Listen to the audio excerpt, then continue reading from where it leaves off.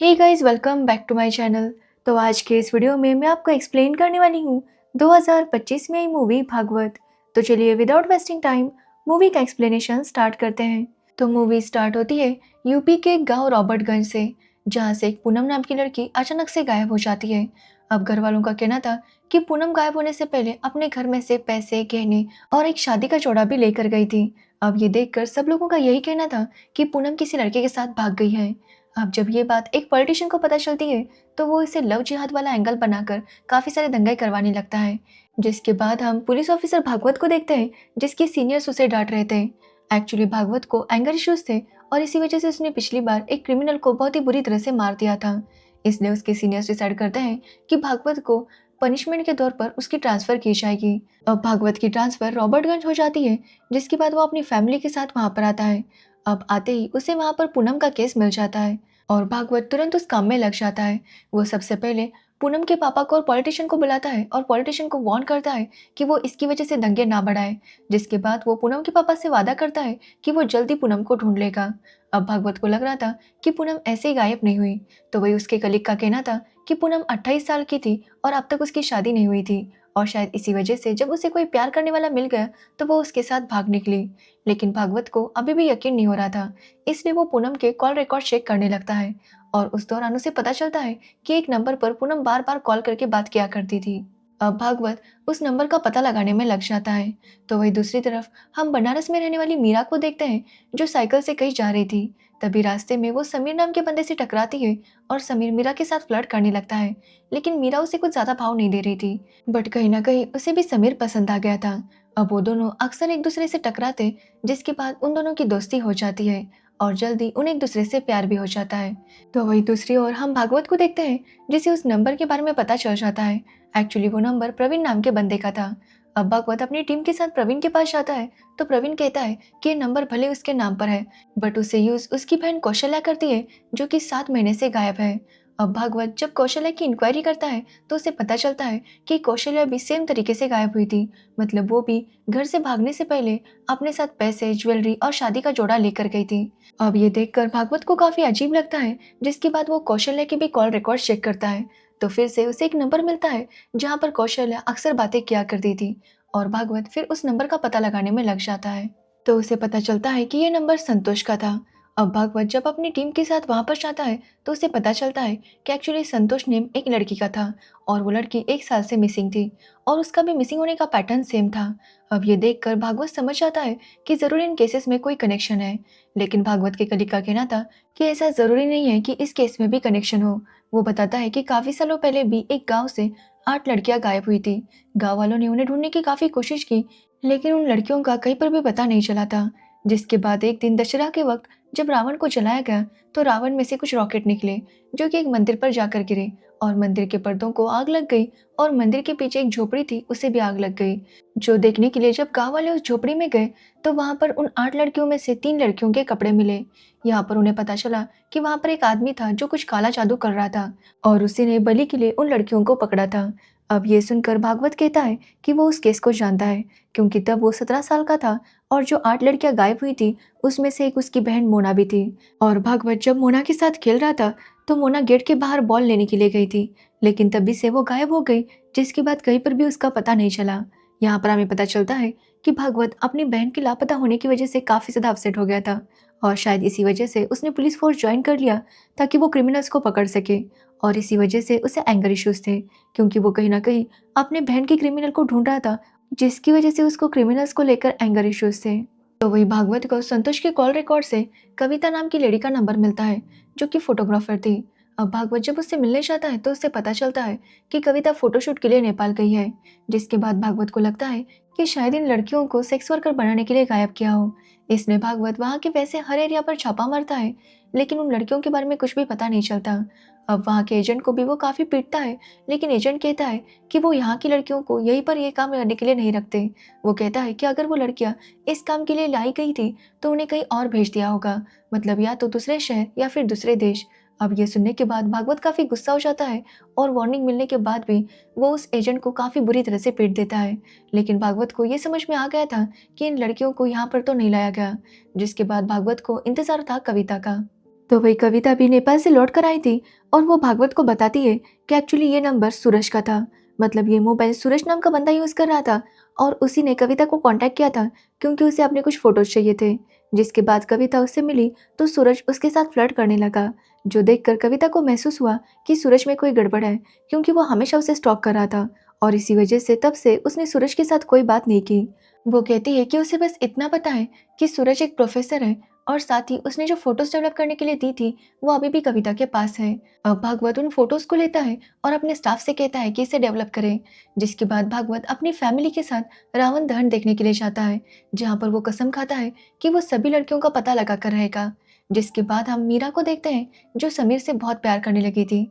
अब समीर मीरा से कहता है कि उन दोनों को शादी करनी चाहिए, लेकिन मीरा कहती है कि वो जानती है कि उसके घरवाले नहीं मानेंगे, क्योंकि उसके घरवाले बहुत ज़्यादा स्ट्रिक्ट थे और इतने स्ट्रिक्ट थे कि वो मीरा को जीन्स पहनने भी नहीं देते थे।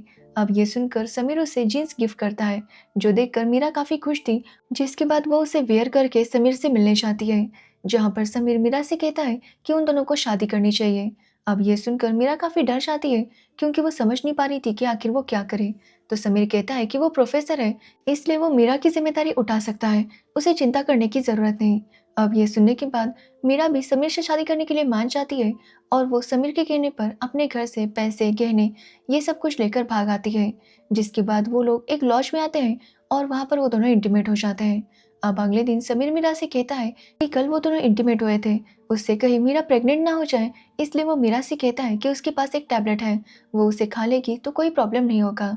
अब समीर मीरा को एक टैबलेट देता है और उसे कहता है कि वो वॉशरूम में जाकर इसे खाए। जिसके बाद मीरा उस टैबलेट को खाने के लिए चली जाती है। तो वही हम भागवत को देखते हैं, जिसे वो फ़ोटोज़ मिल जाती है और वो उन फ़ोटोज़ को कविता को दिखाता है, तो कविता सूरज को पहचान लेती है। यहाँ पर हमें पता चलता है कि सूरज कोई और नहीं बल्कि समीर ही है और उसका असली नाम है राजकुमार। जिसके बाद हमें राजकुमार को दिखाया जाता है, जो कि अपनी वाइफ सुम्मी और अपने बेटे से मिलने आता है। एक्चुअली राजकुमार सच में एक प्रोफेसर है और उसकी 2 वाइफ थी, दोनों अलग-अलग शहर में रहती थी। हालाँकि उन दोनों को ही एक-दूसरे के बारे में पता था, लेकिन वो एक-दूसरे के साथ अच्छे से रहा करती थी। अब राजकुमार ज़्यादातर अपना टाइम सुम्मी के साथ ही बिताया करता था। अब यहाँ पर आप कन्फ्यूज़ मत होना कि मीरा के साथ भी तो राजकुमार था। एक्चुअली राजकुमार और मीरा यानी कि समीर और मीरा की स्टोरी पास्ट में चल रही थी और अब हमें राजकुमार का प्रेज़ेंट दिखाया जाता है, जहाँ पर वो अपनी वाइफ सुम्मी के साथ था। तो वही राजकुमार सबके साथ काफ़ी अच्छे से बिहेव करता, जिसकी वजह से सब लोग उसे बहुत ज़्यादा शरीफ समझते थे। साथ ही राजकुमार जिस शहर में रहता था, वहाँ से कोई लड़की इस तरह से गायब नहीं हुई थी, यानी कि राजकुमार हर वक्त अपना शिकार ढूंढने के लिए कहीं दूर दूसरे गांव में जाता और वहाँ से किसी लड़की को फंसाकर उसे अपने प्यार में फंसाता, जिसके बाद शादी के बहाने उसके साथ इंटीमेट होता। अब भागवत डिसाइड करता है कि वो राजकुमार को छेड़छाड़ के इल्ज़ाम में अरेस्ट करेंगे और वो उसे फ्राइडे शाम को अरेस्ट करेंगे, क्योंकि सैटरडे संडे कोर्ट बंद रहता है, जिसकी वजह से उसे रिहा नहीं किया जाएगा। अब उनका ये प्लान फाइनल हो जाता है, जिसमें वो कविता को यूज़ करते हैं। कविता राजकुमार को मिलने के लिए बुलाती है और राजकुमार भी वहाँ पर आ जाता है, लेकिन उसे जल्दी डाउट हो जाता है कि ज़रूर कोई प्रॉब्लम है, इसलिए वो वहाँ से भागने की कोशिश करता है। लेकिन भागवत और उसकी टीम राजकुमार को पकड़ लेते हैं और उसे काफ़ी ज़्यादा पीटने लगते हैं ताकि वो सच बता सके। साथ ही वो लोग राजकुमार की दोनों वाइफ के घर में छानबीन करते हैं, जहाँ पर सुमी के घर से उन्हें काफ़ी सारी ज्वेलरी मिलती है और उनमें से कुछ ज्वेलरी उन मिसिंग लड़कियों की ज्वेलरी से मैच कर रही थी, जो देखकर उन्हें यकीन हो जाता है कि ये ज्वेलरी कहीं न कहीं उन मिसिंग लड़कियों की है। जिसके बाद राजकुमार की वाइफ से भी पूछताछ की जाती है, लेकिन उन लोगों को इसके बारे में कुछ भी पता नहीं था। साथ ही उन्हें राजकुमार की कुछ ज़्यादा भी चिंता नहीं थी। अब ये देखने के बाद भागवत राजकुमार से इंट्रोगेट करने लगता है, लेकिन राजकुमार उसे कुछ भी बताने के लिए तैयार नहीं था।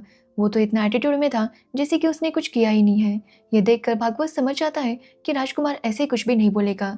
साथ ही उसकी बातों से भागवत को पता चलता है कि राजकुमार अपनी फर्स्ट वाइफ सुम्मी से बहुत प्यार करता है। इसलिए भागवत उसे बताता है कि अगर उसने नहीं बताया तो उन्हें सुम्मी को रिमांड पर लेना होगा और उससे पूछताछ करनी होगी। अब पहले तो राजकुमार उसकी बातों पर यकीन नहीं करता, लेकिन जब वो देखता है कि सुम्मी से भी बहुत ज़्यादा पूछताछ हो रही थी, जिससे उसकी हालत ख़राब थी, तो वो भागवत को सब कुछ सच बताने लगता है कि किस तरह से वो उन लड़कियों को टारगेट किया करता था जिनकी उम्र 27-28 है और अब तक उनकी शादी नहीं हो रही थी। अब राजकुमार उनकी लाइफ में जाकर उनके साथ प्यार भरी बातें करता, ठीक ऐसे ही उसने पूनम के साथ भी किया था। उसने पहले पूनम से दोस्ती की, फिर प्यार का नाटक किया, जिसके बाद उसे कहा कि वो दोनों शादी करेंगे। अब वो जानता था कि पूनम के घर वाले इसके लिए नहीं मानेंगे, इसलिए उसने पूनम को भागने के लिए कन्विंस कर दिया। जिसके बाद पूनम भी अपने घर से पैसे, ज्वेलरी ये सब कुछ लेकर राजकुमार के साथ भाग गई। जिसके बाद वो दोनों एक दूसरे शहर आए और वहाँ पर एक लॉज में रुके, जहाँ पर वो पूनम के साथ इंटीमेट हुआ। और अगले दिन उसने पूनम से कहा कि वो एक बाबा के पास जाएंगे। वो पूनम को अपनी वाइफ कह के बुला रहा था, जिसकी वजह से पूनम भी बहुत ज़्यादा खुश थी। अब राजकुमार ने पूनम से कहा कि वो अपनी सारी ज्वेलरी निकाल दे, क्योंकि बाबा के पास वो बहुत ही सिंपल कपड़ों में जाएंगे। जिसके बाद पूनम ने सारी ज्वेलरी राजकुमार को दे दी, साथ ही पैसे भी। अब राजकुमार ने पूनम से कहा कि कहीं कल वो दोनों इंटीमेट हुए थे, उससे पूनम प्रेग्नेंट ना हो जाए, इसलिए उसने पूनम को एक टैबलेट दी और कहा कि ये आयुर्वेदिक टैबलेट है, इसे खाने के बाद पूनम को कोई भी टेंशन नहीं होगा। साथ ही उसने कहा कि इससे थोड़ी सी उल्टी भी हो सकती है, इसलिए पूनम चिंता ना करे और वॉशरूम में जाकर दरवाज़ा लॉक करके इसे खाए। जिसके बाद पूनम वॉशरूम में गई और दरवाज़ा लॉक करके उस टैबलेट को खाया। एक्चुअली उस टैबलेट में जहर था, जिसकी वजह से पूनम की मौत हो गई। तो वही राजकुमार उस वॉशरूम के बाहर 10 मिनट तक उसका इंतज़ार करता रहा, और 10 मिनट बाद भी जब पूनम बाहर नहीं आई तो वो वहाँ से निकल गया, क्योंकि उसे समझ में आ गया था कि पूनम की मौत हो चुकी है। अब ये सुनकर भागवत भी काफ़ी शॉक था। राजकुमार बताता है कि इस तरह से उसने अब तक 19 लड़कियों को मारा है। जो सुनकर भागवत काफी शॉक था और वो राजकुमार को राक्षस कह के बुलाता है। जिसके बाद वो उस पुलिस स्टेशन में इंक्वायरी करता है कि सच में वहाँ पर पूनम की बॉडी मिली थी या नहीं। तो पुलिस वाले बताते हैं कि यहाँ पर उन्हें एक लड़की की बॉडी मिली थी, लेकिन उन्हें पता नहीं चला कि वो लड़की का नाम क्या है, क्योंकि उसके पास कोई भी आइडेंटिटी या फिर कोई सामान नहीं था जिसे पता चल सके कि उस लड़की का नाम पूनम है। और उन्होंने उसका अंतिम संस्कार कर दिया था, क्योंकि वो बॉडी सड़ने लगी थी। अब ये सुनने के बाद भागवत काफी दुखी हो जाता है और पूनम के घर वालों को बताता है कि पूनम अब इस दुनिया में नहीं है। जो सुनने के बाद पूनम के घर वाले भी काफ़ी दुखी होते हैं। जिसके बाद राजकुमार का केस कोर्ट में शुरू हो जाता है, जहाँ पर राजकुमार को पूरा यकीन था कि उसे कुछ भी हो नहीं पाएगा, क्योंकि पुलिस को भले ही उसकी कहानी पता थी, लेकिन उनके पास कोई भी एविडेंस नहीं था जिससे ये प्रूव हो सके कि ये सब कुछ राजकुमार ने ही किया है। साथ ही राजकुमार को लॉ की काफ़ी अच्छी नॉलेज थी, जिसकी वजह से वो हर उस लॉ को यूज़ करता जिससे वो बच सकता था। एक्चुअली राजकुमार खुद ही अपना केस लड़ रहा था, लेकिन भागवत भी हार मानने के लिए तैयार नहीं था। उसी कुछ भी करके राजकुमार को सजा दिलवानी थी। इसलिए वो राजकुमार के पास्ट लाइफ के बारे में पता करता है, तो उसे पता चलता है कि काफ़ी सालों पहले राजकुमार ने एक औरत की सोने की ज्वेलरी चुरा ली थी, लेकिन वो पकड़ा गया था, जिसकी वजह से उसे बहुत ही बुरी तरह से मारा पीटा गया था। ये देखकर राजकुमार ने डिसाइड किया कि अगली बार से जब भी वो कोई क्राइम करेगा तो कोई भी सबूत नहीं छोड़ेगा, और इसी वजह से वो हर क्राइम अपना बहुत ही चालाकी से करता, उसके खिलाफ कोई भी सबूत नहीं होता। अब भागवत उस लॉज वाले को लेकर आता है जहाँ पर पूनम और राजकुमार रुके थे। अब वो लॉज वाला बताता है कि ये दोनों यहाँ पर रुके थे, जिस पर राजकुमार का कहना था कि पूनम उससे प्यार करती थी, इसलिए वो दोनों इंटीमेट भी हुए थे, लेकिन उसने पूनम को बता दिया कि वो उससे शादी नहीं कर सकता, और शायद इसी वजह से पूनम दुखी हुई और उसने ये सब कुछ किया हो, उसी ने खुद को ख़त्म किया हो। अब ये सुनने के बाद कहीं ना कहीं सबको उसकी बातों पर भरोसा होने लगता है। तो वही भागवत काफ़ी टेंशन में था, क्योंकि उसका केस बहुत ज़्यादा कमज़ोर हो रहा था। अब वो काफ़ी सोचता है तो वो देखता है कि राजकुमार के पास काफ़ी सारी इत्र की बोतल मिली थी।